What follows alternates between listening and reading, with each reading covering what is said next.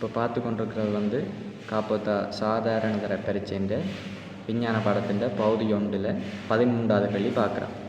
சரி, கேள்விக்கு வருவோம். கேள்வி என்ன சொல்லியிருக்குண்டா, மளமளப்பான தசையிலியத்தில் ஓர் இயல்பாக அமையாதது. முதலாவது என்ன சொல்லியிருக்குண்டா, கலங்கள் தனித்த கருவாக இருக்க. கலங்கள் வந்து தனித்த கருவாக இருக்கு.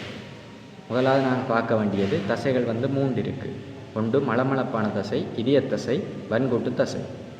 அதில் வந்து கலங்கள் தனித்த கருவாக இருத்தல்ண்டைக்க ஒன்று வந்து இதய தசையில் வரும், மற்றது வந்து மளமளப்பான தசையும் கலங்கள் வந்து தனிமையாக தான் காணப்படும், தனித்த கருவாக. அப்போ அதன்படி பார்த்தோம்னா இந்த கூற்று சரியாக இருக்கும், சரியானது.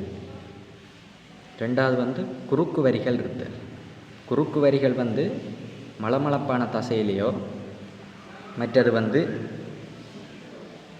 இதய தசையிலேயோ காணப்படாது. எங்கே இருக்க போகுது? வன்கூட்டு தசையில் தான் குறுக்கு வரிகள் இருக்க போகுது.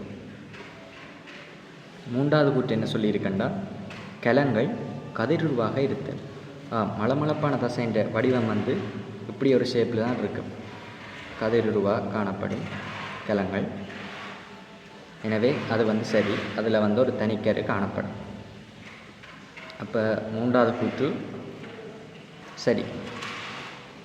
இதில் குறுக்கு வரிகள் இருத்தல்ன்றதான் தான் பிழையாக வரப்போகுது. நாங்கள் அடுத்ததையும் வாசிப்போம். நாலாவது கூற்று இச்சையின்றி இயங்குதல். இச்சையின்றி இயங்குதல் என்றால் அதாவது தன்னாட்சி நரம்பு தொகுதியோடு சம்பந்தப்பட்டது. இச்சையின்றி என்றால் மளமளப்பான தசையெல்லாம் இச்சையின்றி தான் இயங்க போகுது. மளமளப்பான தசை, இதய தசை, இதய தசையெல்லாம் எங்களோட கட்டுப்பாடு இல்லாத தான் இயங்க போகுது. ஆனால் வன்கூட்டு தசையை பொறுத்தவரையில் அது ஒரு இச்சை வழி இயங்க போகுது. இப்போ நாங்கள் ஒரு சந்தத்துக்கு ஏற்ற கையை அசைக்கிறோம், அப்போ எங்களோட கட்டுப்பாட்டுகளை தான் நகலப்போகுது. ஸோ அது வந்து ஒரு இச்சை வழி இயங்கும் தசையாக கருதப்படுது. எனவே இந்த 13வது கேள்விக்கு சரியான விடையை பார்த்தோம்னா குறுக்கு வரிகள் இருத்தல்.